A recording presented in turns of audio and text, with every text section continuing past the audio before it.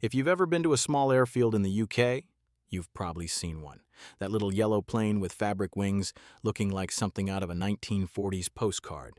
The Piper Cub. And if you're like most people, you probably thought it looked more like a toy than a real aircraft. You wouldn't be alone in thinking that. When it first appeared in 1937, aviation experts called it a glorified kite. Military officers laughed at it. Serious pilots dismissed it as a training wheel with an engine. But here's the thing. That little toy went on to become one of the most important aircraft of the 20th century. The Piper J-3 Cub wasn't designed to be impressive. It was designed to be cheap, really cheap. During the Great Depression, flying was something only wealthy people could afford. William Piper wanted to change that. He wanted to build an airplane that a regular person could actually buy and maintain. So his company created something incredibly simple. A 65-horsepower engine, fabric, stretched over a steel tube frame, and a cruising speed of about 75 miles per hour. That's it. No radio, no electrical system in the early models, not even a starter. You had to hand prop it to get the engine going. The first Cubs cost around $1,000 new. That's roughly $20,000 in today's money, still expensive, but nothing compared to other aircraft of the era. And because it was so simple, you could fix it with basic tools. Farmers were repairing Cubs in their barns. That simplicity became its greatest strength. While other manufacturers were building complex, expensive machines that required specialist maintenance, Piper was churning out thousands of Cubs that anyone could keep flying. By 1941, the Cub accounted for 8% of all light aircraft sales in America. Then World War II started and everything changed. That little toy was about to prove everyone wrong. When the U.S. military started gearing up for World War II, they needed a way to train thousands of new pilots quickly. The problem was military aircraft were expensive and dangerous for beginners. Crash a training plane, and you've just destroyed hundreds of thousands of dollars. The military looked at the civilian market and saw the Piper Cub. It was cheap, it was forgiving, and it was nearly impossible to break. Perfect for teaching people how to fly. The military ordered thousands of them. They gave it a new designation, the L4 Grasshopper, painted it olive drab and put it to work. Over 5,600 Cubs were built for military use during the war. But here's where things get interesting. The military didn't just use it for training. They started using it for actual combat missions, not bombing runs or dogfights, obviously. But for something the military desperately needed: reconnaissance and artillery spotting. The Cub could take off from a grass field shorter than a football pitch. It could land on a road, a beach, even a clearing in the woods. It flew low and slow, which meant pilots could actually see what was happening on the ground. And because it was so small and quiet, enemy soldiers often didn't even notice it until it was right overhead. In Europe, Cubs were flying over enemy lines, spotting German positions, and radioing coordinates back to artillery units. In the Pacific, they were landing on tiny jungle airstrips that bigger planes couldn't even attempt. One famous story involves a Cub pilot in France who landed behind enemy lines, picked up a wounded soldier, and flew him back to safety with the soldier literally tied to the wing strut because there wasn't room in the cockpit. The plane was designed for 2 people maximum, but desperate times called for creative solutions. Cubs were being used to deliver medical supplies, evacuate casualties, and even carry messages when radios failed. The little toy was saving lives. While American Cubs were buzzing around European battlefields, the UK was paying attention. The Royal Air Force had their own light aircraft, but nothing quite like the Cub. After the war, British flying clubs started importing them. Small airfields across England, Scotland, and Wales began filling up with bright yellow Cubs. They became the backbone of British general aviation for decades. I visited a small airfield in Nottinghamshire last year, and there were 3 Cubs parked on the grass. One of them, a 1946 model, was still flying regularly. The owner told me he'd had it for 30 years, and the maintenance costs were minimal. He said, and I'm paraphrasing here, that you could fix most problems with a screwdriver, some fabric patch, and a bit of common sense. That's the Cub philosophy right there. In the UK, Cubs became the aircraft of choice for teaching people how to fly. They're what's called a tail dragger, meaning the tail sits on the ground instead of having a nose wheel. That makes them trickier to handle on the ground, especially in crosswinds. But once you can fly a Cub, you can fly pretty much anything. British pilots trained on Cubs went on to fly everything from Spitfires to modern jets. The skills you learned in that tiny cockpit translated to every other aircraft. Cubs also became popular for agricultural work in rural Britain. Farmers used them for crop spraying and surveying their land from the air. The slow speed and low altitude made them perfect for this kind of work. You could see every detail of a field, spot problems with crops or fencing, and cover hundreds of acres in an afternoon. Some farmers even rigged up systems to drop supplies to livestock in remote areas during harsh winters. By the 1950s and 60s, there were hundreds of Cubs flying across the UK. They were at every air show, every fly-in, every weekend gathering of aviation enthusiasts. That little American plane had become thoroughly British. Let's talk about why the Cub actually worked so well. On paper, it shouldn't have been successful. 65 horsepower is nothing. Your modern car probably has 3 times that much power. The wings are just fabric stretched over a wooden frame. The whole thing weighs about 680 pounds empty. You could literally pick up the tail and move it by yourself, but that lightness was the secret. Because the Cub weighs so little, it doesn't need much power to fly. The wing design gives it incredible lift at slow speeds. That means it can take off in about 200 feet and land in even less. I watched a demonstration at an airfield in Yorkshire where a Cub took off, flew a circuit, and landed, all within the length of 3 football pitches. Try that with a Cessna or a Piper Cherokee, and you're going to have a bad day. The control system is beautifully simple, stick and rudder, that's it. No flaps on most models, no complex systems. When you pull back on the stick, the nose goes up. Push forward, it goes down. Step on the left rudder pedal, you turn left. Everything is direct and mechanical. There are cables running from the controls to the control surfaces. No hydraulics, no computers, just simple physics. That simplicity meant it was incredibly reliable. There were Cubs flying in Alaska, landing on glaciers at temperatures of minus 40 degrees.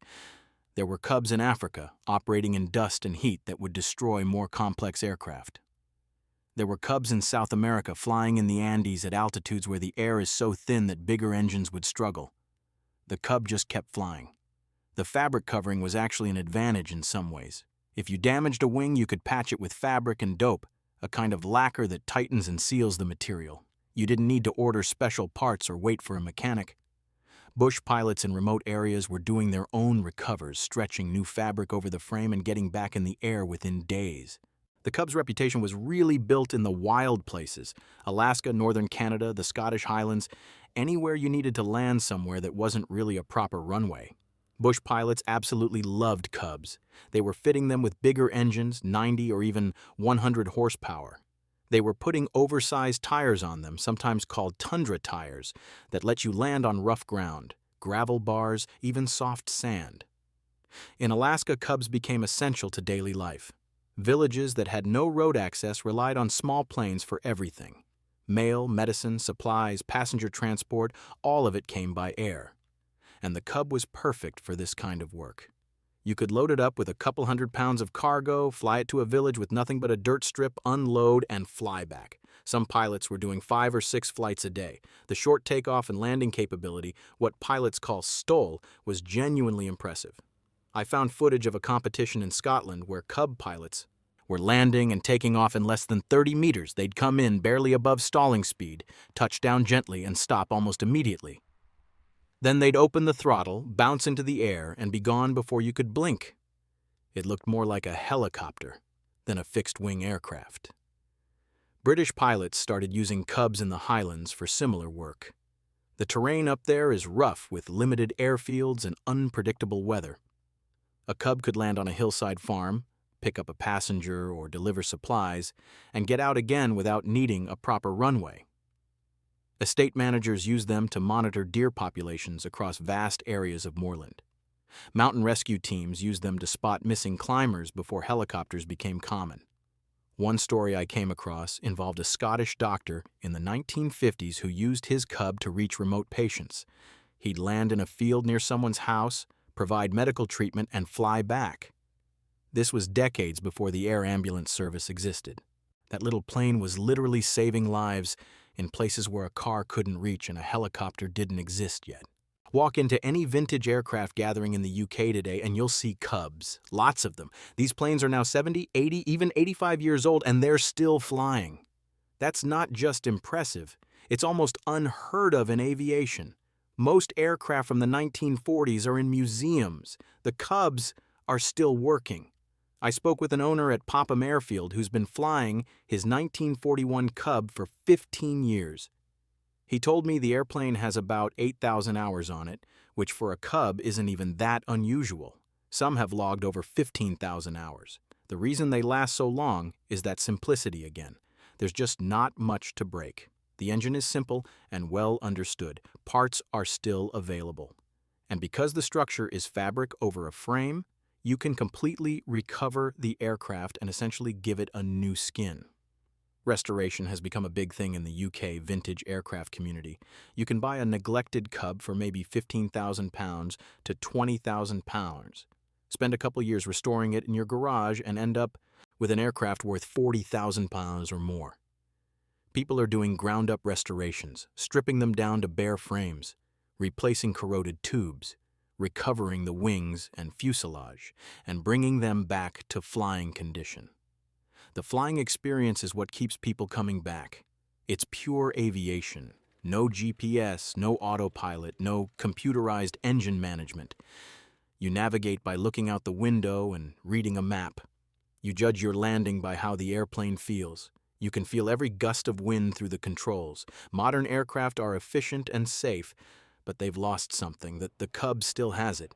There are Cub fly-ins across the UK throughout the summer. Dozens of these little yellow planes gather at an airfield, their owners camping under the wings, sharing stories, flying formation, and generally celebrating what might be the most loved airplane ever built.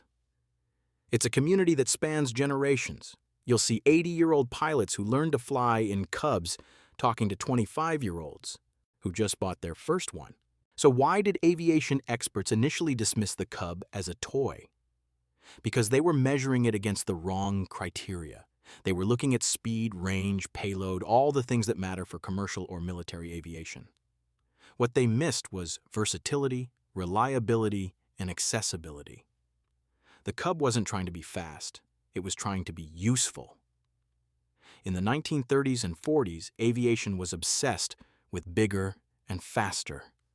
Airlines wanted planes that could carry more passengers further. The military wanted fighters that could outrun and outgun the enemy. In that context, a 75-mile-per-hour fabric plane with no radio looked laughable. But the Cub was solving a different problem. It was making flying accessible to ordinary people and proving that simple could be better than complex. The military learned this lesson during the war. They'd invested millions in complex liaison aircraft that kept breaking down. Meanwhile, the cheap little Cub kept flying mission after mission without drama. Pilots loved it because it was honest. It didn't pretend to be something it wasn't. It did exactly what it was designed to do, and it did it brilliantly. British aviation went through a similar learning curve. After the war, there were all sorts of experimental light aircraft designs. Complex folding wings, retractable landing gear, innovative engines. Most of them failed or were too expensive to maintain. The Cub just kept flying. No drama, no complications, just reliable service year after year. There's a lesson in that for modern aviation. We're seeing a renaissance in simple, light aircraft design. Manufacturers are going back to basics, building planes that are easy to maintain and affordable to operate. They're learning from the Cub. Simple works, reliable works. You don't need the latest technology to build something great. Sometimes the best solution is the one that's been around for 85 years. The experts were wrong because they couldn't imagine that an aircraft designed for regular people could be more valuable than one designed for specialists. They couldn't see that accessibility would matter more than performance. The Cub proved them wrong in the most definitive way possible by still being here, still flying, still loved, nearly a century after someone called it a toy. Today, the Piper Cub is more than an aircraft. It's a symbol of what aviation should be: accessible, fun, and honest. There are an estimated 30,000 Cubs still in existence worldwide, with hundreds flying regularly in the UK. That's an incredible survival rate for an aircraft designed from 1937. Modern manufacturers still build Cub replicas. Companies like Cub Crafters in America are producing aircraft that look almost identical to the original, but with modern materials and slightly more powerful engines. They're selling them as fast as they can build them, because people still want that experience, that connection to flying that the Cub provides. In the UK, Cubs remain a fixture at airfields across the country. I visited an airfield in Cumbria where a Cub was being used for trial lessons. The instructor told me that students who learn in a Cub become better pilots.